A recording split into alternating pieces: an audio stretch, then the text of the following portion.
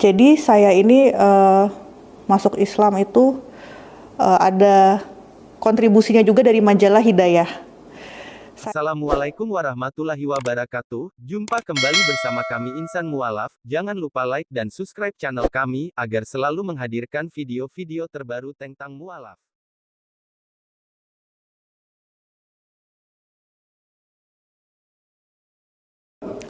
Assalamualaikum warahmatullahi wabarakatuh. Perkenalkan, nama saya Beverly. Saat ini saya alhamdulillah sudah menjadi muslimah. Saya mengucapkan kalimat syahadat pada tahun 2010 di Masjid Raya Pondok Indah. Agama asal saya adalah Advent, dan saya sangat senang sekali dan sangat bersyukur bisa menjadi muslimah saat ini. Jadi pada saat saya kecil dulu, saya tinggal di lingkungan yang mana banyak sekali teman-teman saya bersekolah di sekolah Islam Al-Azhar. Dan kebetulan saya tinggal di dekat sekolah Al-Azhar BSD, yang mana saya hampir setiap pagi melewati sekolah tersebut. Kemudian itu saya masih biasa aja ngelihat teman-teman saya yang rata-rata mayoritas muslim. Kemudian tapi sepertinya naluri itu mengatakan saya sepertinya akan menjadi muslim gitu. Setiap saya lewat situ, saya berkata ke ayah saya, sekolah di situ kayaknya enak ya. Saya menunjuk ke sekolah Al-Azhar tersebut. Kemudian seperti pada suatu hari, saya sedang menunggui ibu saya di rumah sakit. Saya mau dibelikan boneka, dan kemudian saya memilih boneka wanita berhijab gitu. Kemudian tante saya bilang, nggak boleh yang itu, karena itu untuk agama Islam. Nah dari situ saya seperti kayak udah menjurus ke Islam gitu ya. Kemudian sering berjalannya waktu, saya adalah orang yang sangat aktif di gereja, dan ayah saya juga sangat aktif di gereja. Saya juga ikut bimbingan Alkitab, terus ikut seminar-seminar rohani, pokoknya saya aktif sekali di gereja pada saat itu. Namun saya tidak menemukan ketenangan yang sesungguhnya yang seperti dari dalam hati sekali. Kemudian saya sering melihat teman-teman saya yang muslim itu, teman-teman bermain saya yang muslim itu sholat. Jadi kalau misalnya kayak saya mau pergi bersama teman saya yang muslim itu, dia sholat dulu di kamar. Terus saya ngeliat, wah ibadahnya enak ya, sehari 5 kali sholat. Kemudian saya juga melihat para wanita-wanita muslim yang ke masjid itu, mereka menggunakan mukena. Saya melihat di sini rapi sekali, mereka menggunakan mukena, seragam, seperti tidak ada perbedaan gitu antara si kaya atau si miskin. Sedangkan yang selama ini saya gunakan apabila beribadah, itu seperti kelihatan gitu, mana yang si kaya, mana yang si biasa saja, seperti itu. Dari situ saya mulai agak sedikit tertarik. Sering berjalannya waktu, saya semakin sering berhubungan dan berjalan-jalan bersama teman saya yang muslim tersebut. Di kamar dia itu terdapat banyak buku, di antaranya buku-buku hidayah. Saya senang sekali membaca buku-buku hidayah yang tentang azab-azab. Misalnya kayak kalau kita berbuat seperti ini nanti maka kita akan seperti ini. Terus diceritakan juga siksa kubur seperti itu. Saya sangat senang gitu membaca-baca cerita seperti itu. Yang mana kalau di agama saya sebelumnya hal-hal seperti itu tidak didetail. Kemudian saya juga melihat Islam itu sepertinya lebih detail ya, apa aja diajarkan, adab-adab. Kemudian kayak seperti orang tua teman saya itu juga cerita, iya kalau sholat itu ada manfaatnya, ada gerakan seperti ini tuh masing-masing ada manfaatnya, melatih keseimbangan, melatih punggung lurus, seperti itu. Kemudian dari situ saya mulai tuh semakin mendalami kitab agama saya yang sebelumnya. Jadi bukannya semakin lepas, tapi saya justru semakin mendalami. Semakin saya mendalami, semakin banyak pertanyaan. Padahal tadi sebelumnya saya sudah melakukan pendalaman kitab kan. Semakin kesini saya justru makin kayak Kristus. Ini kok begini. Kemudian ada yang saya bertanya ke pendeta saya dulu tentang Trinitas. Namun saya tidak mendapatkan jawaban yang memuaskan. Intinya kita imani saja gitu. itu harus diimani. Oke, gitu. Tapi masih ada yang mengganjal. Akhirnya saya baca-baca lagi, baca-baca. Terus saya juga mengalami kebingungan gitu ya. Saya jadi kayak kalau sedang beribadah, saya jadi bingung nih, tidak menemukan ketenangan. Terus saya juga bingung. Pada saat itu katanya Yesus disalib, menebus dosa umat manusia. Nah, sedangkan itu pada zaman dulu. Bagaimana sekarang saat ini saya yang banyak dosa ini ditebus oleh siapakah dosa saya ini? Di situ saya semakin semakin bingung. Akhirnya saya mempelajari agama Islam dari teman saya, mencari berbagai sumber macam-macam. Itu saya belajar Islam diam-diam. Sembari saya belajar diam-diam itu, saya juga sambil bertanya kepada pendeta pertanyaan. Cuman saya lebih tidak menemukan jawabannya di agama saya yang lama. Sedangkan kalau di Islam saya selalu menemukan jawabannya, entah itu di Al-Quran atau di buku-buku seperti bukunya almarhum Insan Mokoginta. Saya juga pernah membaca. Itu saya menemukan banyak sekali jawaban yang bisa saya terima gitu. Akhirnya saya mengucapkan syahadat diam-diam. Pertama saya mengucapkan syahadat diam-diam. Kemudian saya konsultasi kepada guru ngaji saya. Ini gimana ya, saya itu masih di agama yang lama, saya tidak berani untuk berbicara kepada keluarga saya. Nah kemudian saya masih dibilang, ya udah nggak apa-apa, pergi aja ke tempat ibadah tersebut, tapi jangan diimani gitu. Maksudnya ya udah cuman sekedar untuk menghormati orang tua. Akhirnya udah. Tapi saya mikir, saya mau sampai kapan seperti ini? Diam-diam pergi ke tempat ibadah yang lain, sedangkan hati saya sebenarnya udah di agama Islam, sudah mengucapkan kalimat syahadat. Akhirnya saya memberanikan diri, walaupun saya kayak takut kan, nanti kalau saya pergi dari rumah gimana gitu. Akhirnya saya memberanikan diri aja, pasti ada jalan lah gitu kan, masa iya saya dibiarkan begitu saja gitu. Akhirnya saya memberanikan diri menulis surat meminta maaf kepada orang tua saya. Maaf, saya tidak bisa berada di agama papa lagi. Saya sudah meyakini agama saya sekarang. Kemudian ya udah, surat itu saya tinggalkan begitu saja di meja ruang tamu karena saya takut dimarahin. Kemudian saya pergi hanya berbekal uang 600.000. Berbekal uang 600.000 saya bingung, ini saya hidup gimana? Akhirnya saya cari kosan di dekat rumah orang tua saya juga sebenarnya. Saya cari kosan di situ, kosan harganya 300.000 atau 400.000 gitu, saya lupa. Pokoknya uang saya tinggal sisa sedikit sekali. Sampai 2 hari ayah saya tidak mencari saya, 3 hari tidak dicari, karena memang saya sering nginep di rumah teman. Kemudian akhirnya dicari, di mana gitu kan, kamu di mana gitu. Saya bilang ada gitu. Sepertinya orang tua saya belum membaca itu surat gitu kan. Terus akhirnya saya bilang, udah baca suratnya belum? Surat apa? Kata orang tua saya. Itu yang di meja. Udah. Akhirnya pas dia baca agak shock juga sih ya. Terus saya disuruh pulang. Cuman karena saya tahu ayah saya itu orangnya keras, jadi saya nggak berani pulang gitu kan. Enggak, saya nggak mau pulang gini-gini. Itu mulai dari sejak itu saya setiap pagi dikirimkan ayat-ayat dari beliau. Ayat. Saya cuekin aja gitu kan. Terus bagaimana cara saya bertahan hidup? Alhamdulillah saya mempunyai teman waktu itu dia mengajar kursus piano. Dari situ dia bilang ke saya, kamu kenapa gak ngajar les private pelajaran aja gitu kan. Nah itu saya ngajar les private pelajaran, jadi saya cari murid untuk diajarkan pelajaran-pelajaran gitu. Kebetulan ada salah satu orang tua murid saya, dia juga muslim. Saat dia mengetahui kalau saya mualaf, saya kayak diberikan sodakoh ya gitu, zakat mualaf gitu. Dari situ saya agak bertahan hidup sampai menuju ke 1 bulan saya gajian gitu kan. Nah Setelah itu orang tua saya masih membujuk-bujuk saya gitu. Saya tetap nggak mau, saya bersikeras. Udah saya percaya aja gitu.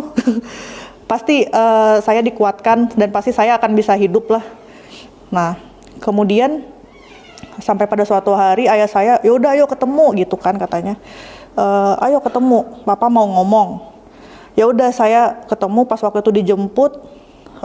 Saya sudah menggunakan kerudung karena memang saya pas masuk Islam saya langsung pakai kerudung karena saya pikirkan oh kerudung itu kan wajib di surat An-Nisa itu, makanya saya langsung pakai gitu.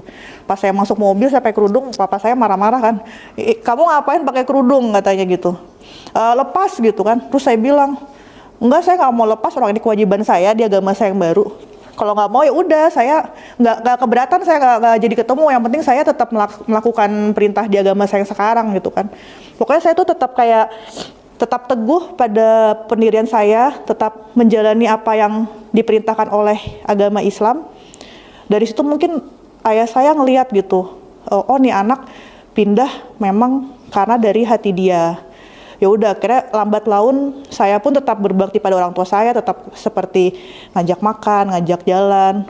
Walaupun saya tahu orang tua saya kayak masih apa sih nih anak masuk agama Islam gitu kan. Berhubung ayah saya juga kan merupakan orang tua aktif banget di gereja gitu, pasti beliau malu gitu kan. Cuma saya tetap teguh pada pendirian saya. Nah, setelah itu lambat laun akhirnya dia sepertinya melunak. Kemudian ada salah satu orang di gereja saya, teman ayah saya itu bilang, sudahlah Pak, kalau misalnya anak Bapak tidak ada hatinya lagi di agama kita, lepaskan saja, ikhlaskan gitu. Yang penting dia menjalankan agamanya sekarang dengan sepenuh hati dan dengan baik dan benar. Akhirnya semenjak itu ayah saya mengikhlaskan saya. Ya udah, kalau kamu mau di Islam, jalanin yang benar. Bahkan setiap saya jalan-jalan dengan ayah saya gitu, kalau udah jamnya sholat, ayah saya malah bilang nggak sholat gitu. Kebetulan ayah saya kan sudah almarhum setahun yang lalu. Pasti kayak diingetin, saya malah diingetin sama beliau, kamu nggak sholat, kamu nggak ini. Jadi kita bener-bener kayak, saya seneng banget gitu dengan perjuangan saya yang bertahun-tahun tetap teguh pada pendirian saya yakin itu kuncinya kita. Jadi kita nggak perlu takut dibuang oleh keluarga, dibenci oleh teman-teman. Jujur pada saat itu saya dibuang, terus orang-orang pada ngeliat saya kayak, apa sih kamu pindah ke Islam? Terus teman-teman saya juga kan rata-rata mayoritas non-muslim, kayak langsung menjauhi saya gitu. Ih, dia udah Islam kerudungan lagi gitu kan, itu saya langsung dijauhin.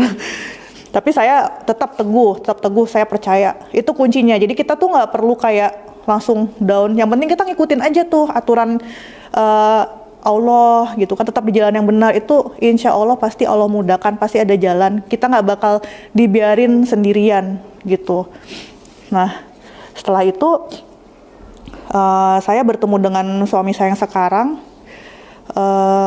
Lambat laun saya banyak belajar juga dari suami saya dan dari keluarga suami saya. Saya banyak mempelajari agama, banyak mengikuti kajian-kajian juga.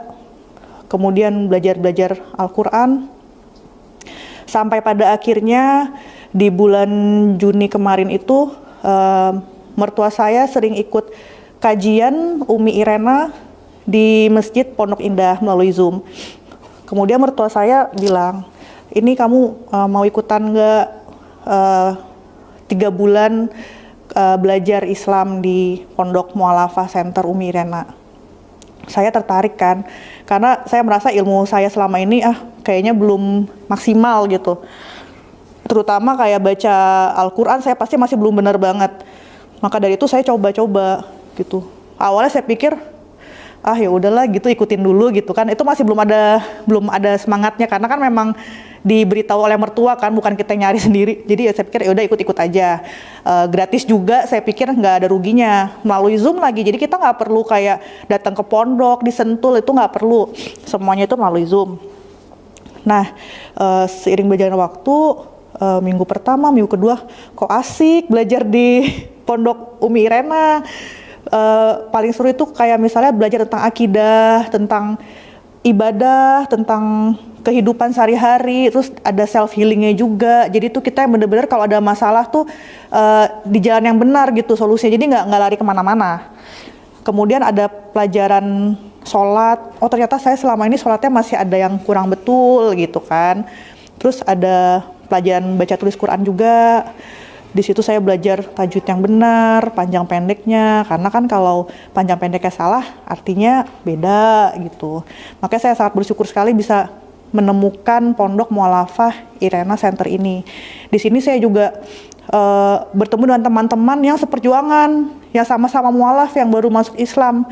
Dan ternyata masih banyak yang lebih berat dari saya gitu. Dan mereka semua bisa melalui itu semua. Jadi untuk teman-teman yang mualaf, tetap semangat, tetap berada di jalan Allah. Meskipun banyak rintangan atau dibuang dari keluarga, dibuang dari pergaulan, itu kita berserah aja sama Allah. Tetap berdoa, sholat yang benar, istighfar itu kita mohon, permudah. Yakin aja, udah pasrahin aja, alir aja tuh. Yang penting kita udah beribadah dengan benar. Itu pasti dimudahin. Dengan begitu kita jadi nggak gampang goyah, nggak gampang down. Udah santai aja gitu, ngalir gitu aja. Sampai sekarang ini alhamdulillah saya sudah lulus angkatan ketiga di Pondok Mualafah Irena Center ini. Isi suratnya itu, mohon maaf, saya tidak bisa berada di agama Papa lagi, karena saya tidak bisa menerima kalau Tuhan saya Yesus, dengan pengetahuan yang saya dangkal saat itu ya, saya bilang seperti itu. Tuhan itu satu, yaitu Allah, saya bilang. Dan yang agama yang mengakui jika Tuhan itu satu, yaitu Allah, itu adalah Islam. Saya bilang seperti itu.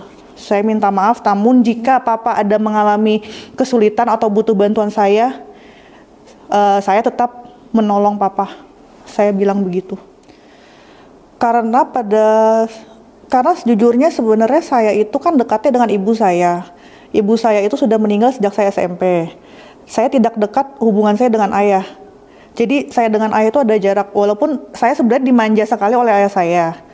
Nah kemudian saya tuh ke gereja ya cuman hanya karena kewajiban saya. Karena saya disuruhkan, ayo bangun pagi ke gereja, ayo bangun pagi baca Alkitab gitu misalnya. Nah kemudian kayak misalnya setiap minggunya itu teman-teman itu kan ke gereja stylenya keren-keren. Jadi ya saya ke gereja itu niatnya terbagi, bukan untuk beribadah, tapi juga misalnya kayak untuk ya biar nggak mau kalah gitu kan. Pada masa itu saya masih muda ya, gitu. Kemudian seiring berjalannya waktu, saya tidak menemukan ketenangan karena pada saat itu ayah saya sudah tidak bekerja. Dengan ayah saya sudah tidak bekerja itu, beliau jadi kayak agak berubah, lebih gampang emosian. Di situ saya semakin agak tertekan. Saya tidak menemukan ketenangan walaupun saya sudah berdoa, sudah ke gereja. Kemudian saya juga pada saat itu ada masalah juga di gereja, di mana saya bermasalah dengan teman-teman di gereja itu, banyak konflik gitu. Jadi saya tidak ada yang mengayomi juga gitu di situ. Akhirnya saya putuskan untuk udah deh, mau sampai kapan begini gitu kan. Saya cari tahu agama lain juga sebenarnya kan. Kalau di Katolik begitu, kalau di Hindu begini, kalau di Buddha begini. Saya juga sempat kayak membacalah sekilas agama-agama yang lain juga. Entah kenapa hati saya itu tetap di Islam gitu. Karena itu tadi saya lihat ketenangan, apalagi dalam sholat gitu, khusyuk sekali. Kalau di gereja dulu saya suka ngobrol dengan teman-teman gitu. Jadi tidak akan menemukan ketenangan juga gitu.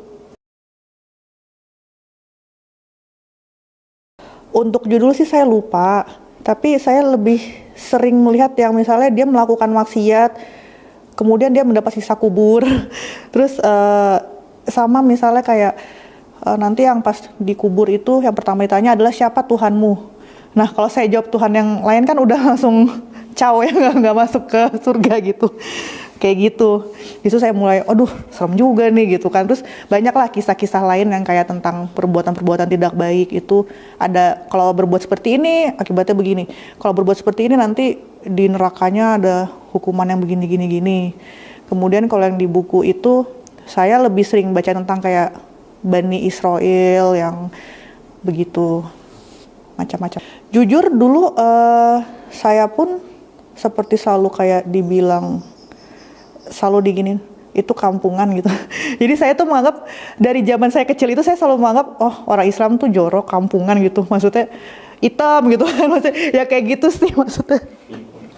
Maksudnya itu karena emang di doktrinnya Islam itu agama orang miskin gitu.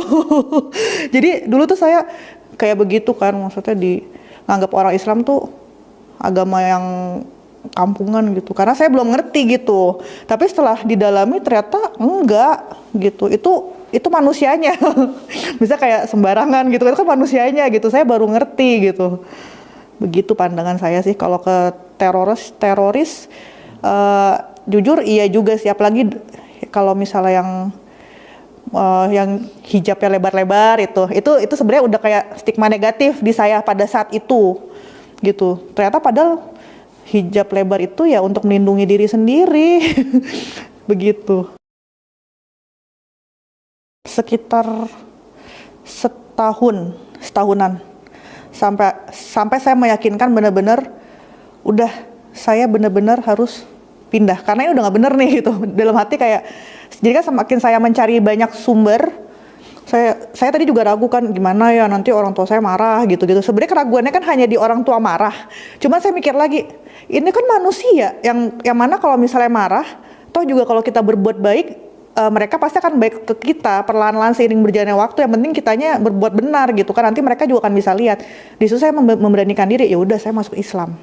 Jadi kalau di agama sebelumnya saya itu orangnya emosian, gampang marah, amarah saya meledak-ledak, gampang marah-marah ke orang. Kalau setelah masuk Islam ini agak lebih mereda, perlahan-lahan kan. Iya. Jadi dengan sholat itu, karena kan sholat sehari 5 kali, otomatis kan kita habis kayak gini, oh ya sholat gitu, udah sabar lagi. Terus wudu, oh iya udah tenang gitu. Misalnya kayak kita mau marah, taunya udah waktu sholat nih, udah nih wudu, sholat, tenang. Berasa juga pas waktu ibu saya meninggal, itu saya masih di agama yang lama, itu saya lebih depresi parah. Itu saya udah parah, pokoknya depresinya parah banget, sampai kayak ngurung diri di kamar, teriak-teriak sendiri, bener-bener yang kehilangan arah. Karena saya nggak tahu harus ngapain gitu. Tapi kebetulan setahun yang lalu ayah saya meninggal, saya memang mungkin agak sedikit down, tapi saya masih bisa menghadapinya. Mulai dari ayah saya waktu itu sakit, saya sholat duha beberapa rakaat gitu. Saya merasakan tenang, oh ya sudah, pasrahkan, itu yang terbaik untuk ayahmu gitu. Itu saya lebih tenang dibanding dulu pas ibu saya yang meninggal waktu itu. Sekarang saya mungkin sholat, terus tahajud, terus kayak misalnya saya dihadapkan dengan pilihan yang sulit. Misalnya saya ditawari oleh pekerjaan yang gajinya menggiurkan, atau kamu di rumah bersama dengan anak dan suami. Itu sholat istiqoroh, itu kayak langsung ditunjukin, udah tolak gitu. Dan ternyata benar, setelah saya tolak, oh iya saya merasakan nih, kalau saya kerja nanti saya pergi dari pagi sampai malam. Saya kurang waktu untuk anak saya, untuk suami saya, pasti capek, tidak bisa bantu anak saya belajar, dan seperti itu. Lebih ke ada penuntunnya gitu, sholat dan penenangnya, wudu, berdoa, istighfar, dan mengaji, baca Al-Quran itu ngaruh banget. Jadi kalau kita lagi kalut, lagi sedih, itu kita baca Al-Quran tuh jadi kayak adem, begitu. Jadi saya ini masuk Islam itu ada kontribusinya juga dari majalah Hidayah. Saya mengucapkan terima kasih juga kepada para redaksi majalah Hidayah, semoga dilancarkan segala urusannya dan tetap menyebarkan dakwah melalui majalah atau media-media lainnya. Pesan saya untuk para mualaf atau mualafah, jangan pernah takut apabila kalian semua itu dibuang oleh keluarga atau teman-teman. Jangan pernah takut sendirian, karena itu hanya manusia. Kita itu hidup untuk ibadah, bukan untuk mencari pandangan manusia. Yang jalanin itu kita. Istilahnya manusia mau menjauhi kita. Emang kita hidup dari mereka? Kan enggak. Kita kan selalu memohon dari Allah, Allah yang memberikan jalan. Jadi kita jangan goyah gitu, jangan takut, hilangkan rasa takut itu. Kalau memang kamu yakin Islam adalah agama yang benar, jalankan. Jalankan perintahnya, jauhi larangannya, tetap teguh di jalan Allah, tetap istiqomah. Nanti itu semua akan ikut. Itu semua akan ngikut. Selama kita berbuat baik, menunjukkan diri kita baik, pasti manusia juga akan melihat kita dan mereka akan kembali baik kepada kita. Ya, baiklah, demikian kesaksian saya. Assalamualaikum warahmatullahi wabarakatuh.